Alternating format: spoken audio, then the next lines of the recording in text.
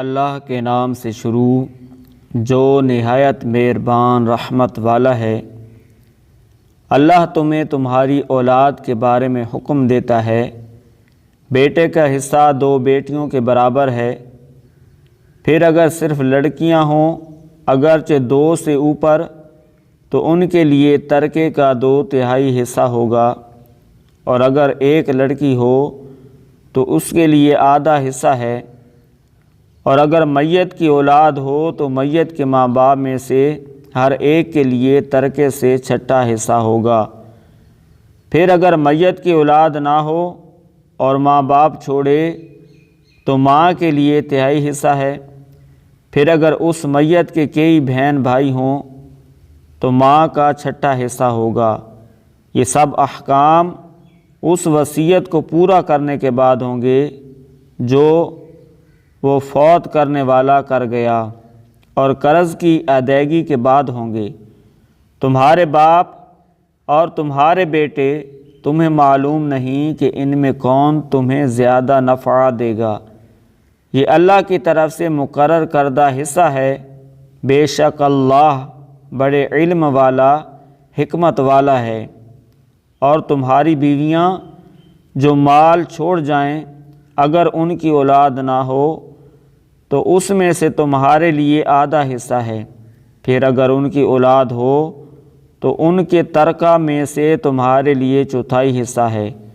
یہ حصہ اس وصیت کے بعد ہوں گے جو انہوں نے کی ہو اور قرض کی ادائیگی کے بعد ہوں گے۔ اور اگر تمہارے اولاد نہ ہو تو تمہارے ترکہ میں سے عورتوں کے لیے 1/4 حصہ ہے، پھر اگر تمہارے اولاد ہو تو ان کا تمہارے ترکہ میں سے 8واں حصہ ہے۔ یہ حصہ اس وصیت کے بعد ہوں گے جو وصیت تم کر جاؤ اور قرض کی ادائیگی کے بعد ہوں گے۔ اور اگر کسی ایسے مرد یا عورت کا ترکہ تقسیم کیا جانا ہو جس نے ماں باپ اور اولاد میں سے کوئی نہ چھوڑا اور صرف ماں کی طرف سے اس کا ایک بھائی یا ایک بہن ہو تو ان میں سے ہر ایک کے لیے 6واں حصہ ہوگا۔ پھر اگر وہ ماں کی طرف والے بہن بھائی ایک سے زیادہ ہوں تو سب 1/3 میں شریک ہوں گے۔ یہ دونوں صورتیں بھی میت کی اس وصیت اور قرض کی ادائیگی کے بعد ہوں گی جس وصیت میں اس نے ورثاء کو نقصان نہ پہنچایا ہو۔ یہ اللہ کی طرف سے حکم ہے، اور اللہ بڑے علم والا بڑے حلم والا ہے۔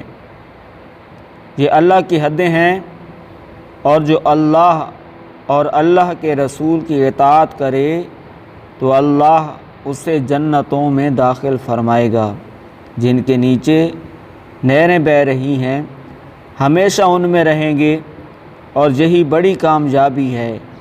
اور جو اللہ اور اس کے رسول کی نافرمانی کرے اور اس کی تمام حدوں سے گزر جائے تو اللہ اسے آگ میں داخل کرے گا جس میں وہ ہمیشہ رہے گا، اور اس کے لیے رسوا کن عذاب ہے۔